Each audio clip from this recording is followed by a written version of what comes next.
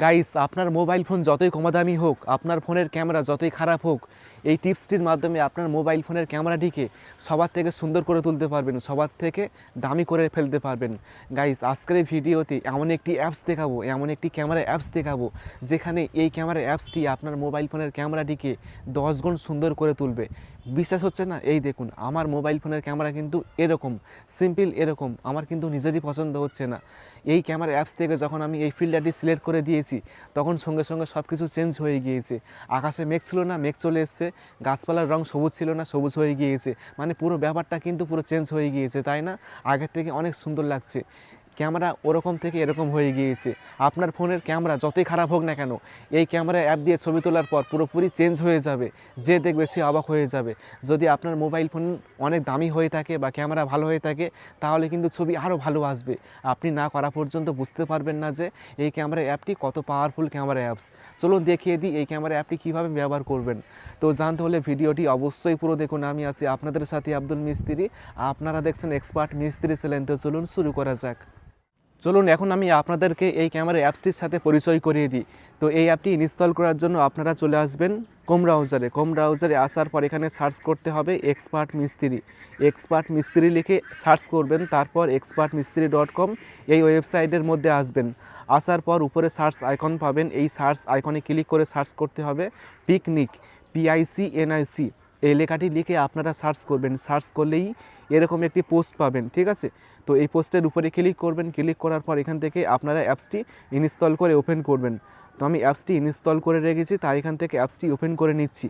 অ্যাপসটি ওপেন করার পর এখন আপনারা এই ক্যামেরার মাধ্যমে আপনার মোবাইল ফোনের ক্যামেরাটিকে 10 গুণ সুন্দর করে ছবি তুলতে পারবেন। না দেখলে বিশ্বাসই করতে পারবেন না। এখন আপনি AI স্কাই ফিল্টার উপরের এই ছবিতে ক্লিক করবেন। করার পর দেখবেন যে আপনার ফোনের ক্যামেরাটি ওপেন হয়ে যাবে, ঠিক আছে? ওপেন হয়ে যাবে।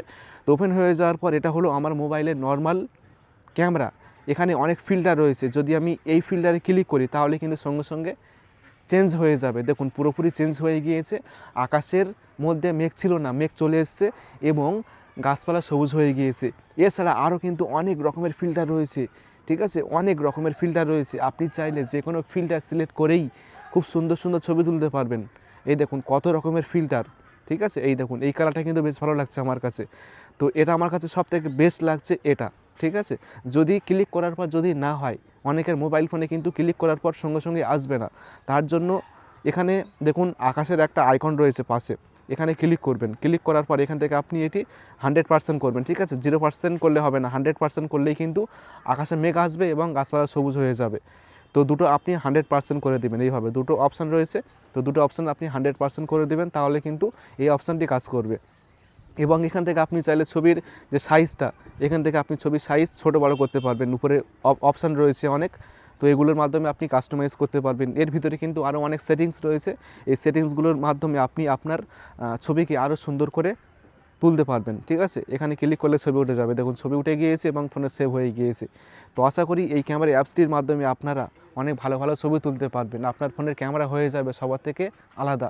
তো আশা করি ভিডিওটি অনেক ভালো লেগেছে। ভিডিওটি ভালো লাগলে অবশ্যই ভিডিওটি বন্ধুকে শেয়ার করবেন। তারপর ভিডিওতে অবশ্যই একটি লাইক করবেন এবং সকলে ভালো থাকবেন, সুস্থ থাকবেন। Thank you.